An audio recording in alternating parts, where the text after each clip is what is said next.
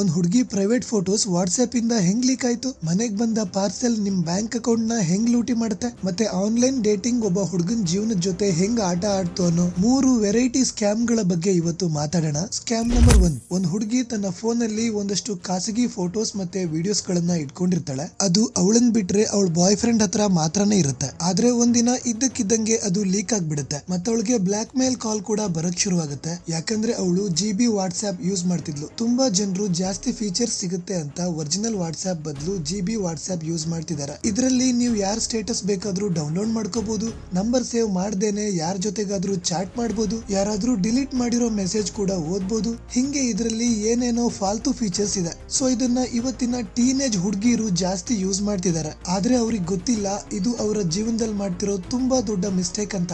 ಯಾಕಂದ್ರೆ GB WhatsApp ಅಲ್ಲಿ ನಿಮ್ಗೆ ಜಾಸ್ತಿ ಫೀಚರ್ಸ್ ಸಿಗ್ಬೋದು, ಆದ್ರೆ ಪ್ರೈವಸಿ ಇರಲ್ಲ. ಯಾಕಂದ್ರೆ ಇದು ಅಫಿಷಿಯಲ್ ವಾಟ್ಸ್ಆಪ್ ಅಲ್ಲ, ಇದನ್ನ ಯಾರೋ ಸ್ಕ್ಯಾಮರ್ಸ್ ಕ್ರಿಯೇಟ್ ಮಾಡಿರೋದು. ಇದು ನಿಮ್ಮ ಫೋನ್ ಅಲ್ಲಿರೋ ಪೂರ್ತಿ ಡಾಟಾನ ಆಕ್ಸೆಸ್ ಮಾಡುತ್ತೆ, ಆಮೇಲೆ ಅದನ್ನ ದುಡ್ಡಿಗೋಸ್ಕರ ಬೇರೆಯವ್ರಿಗೆ ಮಾರುತ್ತೆ. ಅದನ್ನ ಪರ್ಚೇಸ್ ಮಾಡಿರೋ ಸ್ಕ್ಯಾಮರ್ಸ್ ಗಳು ನಿಮ್ಗೆ ಇಂತಿಷ್ಟು ಹಣ ಕೊಡಿ, ಇಲ್ಲ ಅಂದ್ರೆ ನಿಮ್ಮ ಫೋಟೋಸ್ ವಿಡಿಯೋಸ್ ಗಳನ್ನ ವೈರಲ್ ಮಾಡ್ತೀವಿ ಅಂತ ಧಮಕಿ ಹಾಕ್ತಾರೆ. ನೀವು ದುಡ್ಡು ಕೊಟ್ಟಿಲ್ಲ ಅಂದ್ರೆ ನಿಮ್ಮ ಕಾಂಟ್ಯಾಕ್ಟ್ ಲಿಸ್ಟ್ ಅಲ್ಲಿರೋ ಫ್ಯಾಮಿಲಿ ಫ್ರೆಂಡ್ಸ್ ಎಲ್ಲಾರ್ಗು ಅದನ್ನ ಶೇರ್ ಮಾಡ್ತಾರೆ. ಇದರಿಂದ ತುಂಬಾ ಜನರು ತಮ್ಮ ಪ್ರಾಣನೇ ಕಳ್ಕೊಂತಿದ್ದಾರೆ. ಅದಕ್ಕೇನೆ ಯಾವತ್ತು ಒರಿಜಿನಲ್ ಆಪ್ ಬಿಟ್ಟು ಯಾವುದೇ ಪೈರೇಟೆಡ್ ಆಪ್ ಗಳನ್ನ ಯೂಸ್ ಮಾಡಬೇಡಿ. ಮತ್ತೆ ನೀವೇನಾದ್ರೂ GB ವಾಟ್ಸ್ಆಪ್ ಯೂಸ್ ಮಾಡ್ತಿದ್ರೆ ಈಗಲೇ ಅದನ್ನ ಡಿಲೀಟ್ ಮಾಡಿ. Scam number 2. ಈ ಮಧ್ಯೆ ಆನ್ಲೈನ್ ಅಲ್ಲಿ ನಾವೆಲ್ಲರೂ ಏನಾದ್ರೂ ಆರ್ಡರ್ ಮಾಡ್ತಾನೆ ಇರ್ತೀವಿ. ಸೊ ಯಾರ್ದಾದ್ರೂ ಮನೆಗೆ ಪಾರ್ಸೆಲ್ ಬಂದಾಗ ನಾವು ಆಶ್ಚರ್ಯ ಪಡೋದು ಇಲ್ಲ, ಡೆಲಿವರಿ ಬಾಯ್ನ ಕ್ವಶನ್ ಮಾಡೋದು ಇಲ್ಲ. ಆದ್ರೆ ಹುಷಾರಾಗಿರಿ, ಒಂದೊಂದ್ಸಲ ನೀವೇನು ಆರ್ಡರ್ ಮಾಡಿಲ್ಲ ಅಂದ್ರೂ ಡೆಲಿವರಿ ಬಾಯ್ಸ್ ನಿಮ್ ಮನೆಗೆ ಬರ್ತಾರೆ. ಆದ್ರೆ ನೀವು ಹೇಳ್ತೀರಾ ನಾನೇನು ಆರ್ಡರ್ ಮಾಡೇ ಇಲ್ಲ ಅಂತ. ಅದಕ್ಕೆ ಡೆಲಿವರಿ ಬಾಯ್ ಹೇಳ್ತಾನೆ, ಅಡ್ರೆಸ್ ಅಂತೂ ನಿಮ್ದೇ ಇದೆ ಸರ್, ಮತ್ತಿದು ಪ್ರೀಪೇಯ್ಡ್ ಆರ್ಡರ್, ಸೊ ನೀವು ದುಡ್ಡೇನು ಕೊಡ್ಬೇಕಾಗಿಲ್ವಲ್ಲ, ತಗೊಳ್ಳಿ. ಆದ್ರೆ ನಿಮ್ಗೊಂದು OTP ಬರುತ್ತೆ, ಅದನ್ನ ಹೇಳಿದ್ರೆ ಸಾಕು ಅಂತಾನೆ. ನೀವು ಸರಿ ಅಂತ ಅವನ್ಗೇನಾದ್ರೂ OTP ಹೇಳಿದ್ರೆ ನಿಮ್ಮ ಬ್ಯಾಂಕ್ ಅಕೌಂಟ್ ಪೂರ್ತಿ ಖಾಲಿ ಆಗುತ್ತೆ. ಸೊ ಇದರಿಂದ ಬಚಾವಾಗೋದಕ್ಕೆ ನೀವೇನು ಆರ್ಡರ್ ಮಾಡಿಲ್ಲ ಅಂದ್ರೆ, ಅಥವಾ ನಿಮ್ ಮನೆಯವರು ಯಾವ್ದಾದ್ರು ಆರ್ಡರ್ ಬರೋದ್ರ ಬಗ್ಗೆ ನಿಮ್ಗೆ ಹೇಳಿಲ್ಲ ಅಂದ್ರೆ ಯಾವುದೇ ಕಾರಣಕ್ಕೂ ಅದನ್ನ ರಿಸೀವ್ ಮಾಡಬೇಡಿ. ಮತ್ತೆ ಒಂದ್ ವೇಳೆ ಪಾರ್ಸೆಲ್ ತಗೊಂಡ್ರು OTP ಹೇಳಕ್ ಮುಂಚೆ ಅದು ಇ-ಕಾಮರ್ಸ್ ಪ್ಲಾಟ್ಫಾರ್ಮ್ ಇಂದ ಬಂದಿದ್ಯಾ ಅಥವಾ ಬ್ಯಾಂಕ್ ಇಂದ ಬಂದಿದ್ಯಾ ಅಂತ ಚೆಕ್ ಮಾಡ್ಕೊಳ್ಳಿ. Scam number 3. ಇದೊಂದು ಎಂತ ಖತರ್ನಾಕ್ ಸ್ಕ್ಯಾಮ್ ಅಂದ್ರೆ 90% ಇದನ್ನ ಹುಡುಗಿರೇ ಮಾಡೋದು. ಶುಭಮ್ ಅನ್ನೋ ವ್ಯಕ್ತಿಯೊಬ್ಬ ಡೆಲ್ಲಿಲಿ ವಾಸ ಮಾಡ್ತಾ ಇರ್ತಾನೆ. ಅವನು ಗರ್ಲ್ ಫ್ರೆಂಡ್ ಹುಡ್ಕೋದಕ್ಕೋಸ್ಕರ ಡೇಟಿಂಗ್ ಆಪ್ ಗಳನ್ನ ಬಳಸ್ತಾ ಇರ್ತಾನೆ. ಒಂದಿನ ಅವನ್ಗೆ ಒಂದು ಹುಡುಗಿಯಿಂದ ರಿಕ್ವೆಸ್ಟ್ ಬರುತ್ತೆ. ಸೊ ಇವನು ಅಕ್ಸೆಪ್ಟ್ ಮಾಡ್ತಾನೆ. ಆ ಹುಡುಗಿ ಬ್ಯಾಂಗ್ಳೂರ್ ಅವಳಾಗಿರ್ತಾಳೆ. ಇವರಿಬ್ಬರ ಮಧ್ಯೆ ಮಾತುಕತೆ ಶುರು ಆಗುತ್ತೆ, ಮತ್ತೆ ಫೋನ್ ನಂಬರ್ ಕೂಡ ಎಕ್ಸ್ಚೇಂಜ್ ಆಗುತ್ತೆ. 1 ತಿಂಗಳಲ್ಲಿ ಇಬ್ರು ತುಂಬಾ ಕ್ಲೋಸ್ ಆಗ್ತಾರೆ. ಅವರ ಫ್ರೆಂಡ್ಶಿಪ್ ಲವ್ ಆಗಿ ಕನ್ವರ್ಟ್ ಆಗುತ್ತೆ.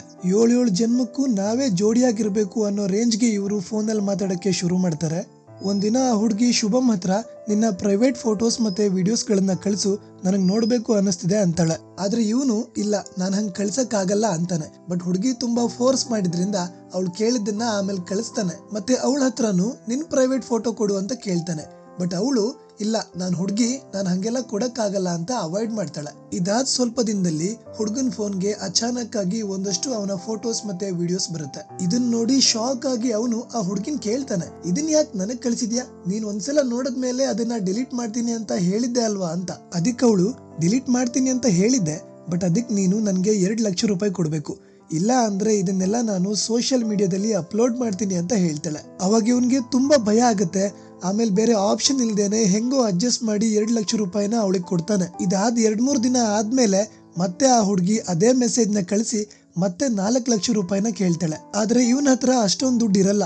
ಸೊ ಇವನು ಆ ಹುಡುಗಿ ನಂಬರ್ನ ಬ್ಲಾಕ್ ಮಾಡ್ತಾನೆ. ಆದ್ರೆ ಅವಳ ಹತ್ರ ಇವನ್ ನಂಬರ್ ಇತ್ತಲ್ವಾ, ಸೊ ಅವಳು ಇನ್ನೊಂದು ನಂಬರ್ ಇಂದ ಇವನ್ಗೆ ಧಮಕಿ ಹಾಕ್ತಾಳೆ. ಅವಳು ಶುಭಮ್ದು ಸೋಷಿಯಲ್ ಮೀಡಿಯಾದಲ್ಲಿ ಒಂದು ಫೇಕ್ ID ಕ್ರಿಯೇಟ್ ಮಾಡಿ ಅದರಲ್ಲಿ ಫೇಸ್ ಬ್ಲರ್ ಮಾಡಿ ಆಲ್ರೆಡಿ ಇವನ್ ಫೋಟೋಸ್ ಗಳನ್ನ ಹಾಕಿರ್ತಾಳೆ. ಮತ್ತೆ ಅದನ್ನ ತೋರಿಸಿ, ನೋಡು ಇವಾಗ ಫೇಸ್ ಬ್ಲರ್ ಮಾಡಿದೀನಿ, ಬಟ್ ನೀನು ದುಡ್ಡು ಕೊಟ್ಟಿಲ್ಲ ಅಂದ್ರೆ ಪೂರ್ತಿ ಮುಖ ಇರೋ ಫೋಟೋನ ಹಾಕ್ತೀನಿ ಅಂತ ಹೆದರಿಸ್ತಾಳೆ. ಆದ್ರೆ ಇವನ ಹತ್ರ ಅಷ್ಟೊಂದು ದುಡ್ಡಿರಲ್ಲ.